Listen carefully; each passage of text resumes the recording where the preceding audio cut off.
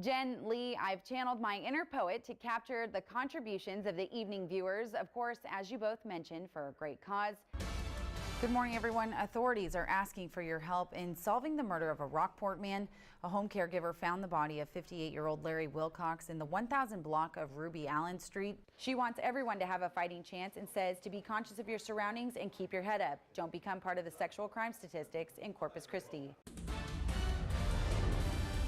Well, just amazing out here, these first responders with no hesitation to help the people in need and the victims here at the scene. And we just spoke to the fire marshal, who says that there were in fact 2 confirmed victims who had been transported to the hospital, suffered severe burns. And we're going to bring you the latest on the information as it comes in and once we talk to the PIO of the police department. Mike? We're going to need a check of that forecast now that you told us all about Joaquin. We want to see what our weekend weather is shaping up to be. Hold on a second. Let me get this. Yes, folks, very pleasant. Good afternoon. Thanks so much for spending part of your day with us. I'm Rachel Cole in for Mike Gillespie, and our weekend is off to a soggy start. Meteorologist Maclovio Perez is keeping an eye on the rain. He's live in the studio with more. Hey, Mac. Well, welcome back. Here with me now in the studio is Samantha Kimplinger of CASA Outreach Specialist. Thanks for being here with us, along with Amy Falon, the owner of Cactus and Vine, a very familiar face in our studios. We're so glad to have you gals here. We're talking about a big event happening this Thursday, June 11th. Samantha, can you tell us a little bit about the event? Leave it right here on 6 and we'll have it all for you. All right. Thank you, Mac, and thank you all. That's all for now. We appreciate you spending part of your day with us. Be sure to come back for Chris 6 News at 5 with Bart, Stephania, and Dale. We'll see you soon. City officials say there are plans to build a hotel right here in this area, but as you can see, cleanup still has a long way to go. Animal control officers say, though, not all the dogs are quite that easy to catch. Take these 2 in particular. They say anytime the dogs get wind of the scent of the truck, they take off running and they can't catch them. Police say it all started here at the Bay Point Apartments when the woman pulled up in her red Mustang, tried to punch in her gate code, and was approached by the 3 suspects who held her at gunpoint. Good afternoon. Thanks so much for joining us. We begin with breaking news from the campus of Delta State University in Cleveland, Mississippi, where a shooting has left 1 person dead. The victim has been identified as a professor on that campus. There's no word of any other injuries. We got it. We successfully handed off the baton, otherwise known as the Spirit Stick, and we will tell you more about this. But for now, some other stories we're working on later today on Chris 6 News. We're following the latest after that incident in the Molina neighborhood. Welcome back, everyone. With me now is Miss Sydney Purvis with Six Flags Fiesta Texas. Welcome to Chris 6 Studios, Thank young you lady. so much. Yes, and you are talking to us about a new ride unique from every other, the Batman ride. A Falfurrias Justice of the Peace is under investigation for theft. A warrant for Auralia Morales was issued on Tuesday. She turned herself in. Texas Rangers have been investigating the case since August. Now, Morales has been charged with theft, but it's not clear just what those charges stem from. And bad news for our noses, red tide won't be leaving the area anytime soon. In fact, Texas Parks and Wildlife officials are still finding dead fish. The latest report shows red tide is still on the bayfront, and several dead fish were also found in the Pelican Cove Canal at Aransas Pass. Well, you can still get that haircut that you've been putting off this week and help JCPenney help those fighting breast cancer. The department store salons are offering up Cuts for Hope this week. $1 from every cut or trim will be donated to the Breast Cancer Research Foundation. JCPenney will also donate $1 from every purchase of a breast cancer awareness hoodie and activewear this week to the foundation. And we want to get a quick check of our weather now with meteorologist John Honore. John? Imagine boarding a bus blind, not knowing which direction you're going, yet still planning to be at your place of interest without much help. That's how traveling is for Marshall Burns, who's visually impaired. When I was growing up, I didn't know what I wanted to do with my life, and I finally figured out after a couple of experiences that I'd had that I wanted to help people with disabilities become as independent as possible in their community. That's where the travel training comes in. Burns is the mobility coordinator with the RTA.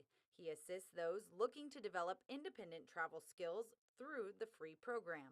It's an empowering feeling to be able to have that independence, and I'm grateful that I'm able to help provide that to somebody. Burns has been training individuals and groups for more than 3 years with RTA, but he's been independently traveling for close to 20, allowing him to get to work and do much more. A lot of people are depending on public transportation so they can be active in their community.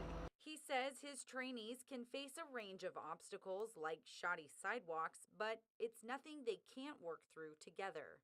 They may just need help learning how to plan a trip or learning the safest way to get to their bus stop. Burns says after 25 years, the Americans with Disabilities Act has helped make public transportation more smooth for all passengers looking to get out and ride. Probably the craziest thing I've ever been a part of. I started crying once it all happened, seeing blood and people sliced up and kids crying. And Tear-jerking moments for these two men as they quickly made their way across the La Palmera Mall parking lot to rescue victims trapped inside their homes. We were actually at IHOP. We heard an explosion. We ran outside. We thought a car ran into IHOP. But come to find out, we saw the smoke, so we started running over there. Omar Zatouni and Mike Obenhaus quickly began pulling people out of the burning home next to the home that was leveled in the blast. Fire officials say it's thanks to Zatouni and Obenhaus's heroic actions that saved lives. it was a little boy, a little girl, a guy. He was all cut up. A mom, a dad. And then afterwards, we ran back into the fire when they told us not to. And we found a person there, and I'm just glad that we were able to help out as much as we did. We got him on a stretcher, got him into the ambulance, and I just hope everything's all right. Zatouni has first aid experience and says he was just at the right place at the right time. He says anyone in that situation would have done the same thing. Rachel Cole, KRIS 6 News. We start here on a public website called crimereports.com. The site shows a colorful map of Corpus Christi, and these icons indicate where each sexual assault took place. All of this information comes directly from the Corpus Christi Police Department. In any given month, you can see clusters of sexual crimes in specific areas, a number of assaults near Crosstown and SPID, some scattered south of I-37, and multiple markers listed downtown, an area of the city one rape victim says to avoid. You can tell just by walking down the road, trying to go to the bus stop. There's a lot of, people that want to stop and look at you, and anywhere downtown it would be, a place to be aware of. Aware and mindful of the number of victims here in the Coastal Bend. This victim didn't want to be on camera, but says she felt compelled to warn others of the sexual crimes in the community, and the high number of rapes included. Like you have a sign on your forehead that, like it's okay to abuse me. She says she was raped and sexually abused more than once while living in the downtown area. And it's one of those things that keeps you awake at night. It's hard to sleep because you're always replaying that over in your mind. That haunting memory is burned in her mind, a real-life nightmare of being violently raped by a friend who took advantage of her during a moment of weakness. I thought I trusted them, and pretty much when I went to sleep, they assaulted me.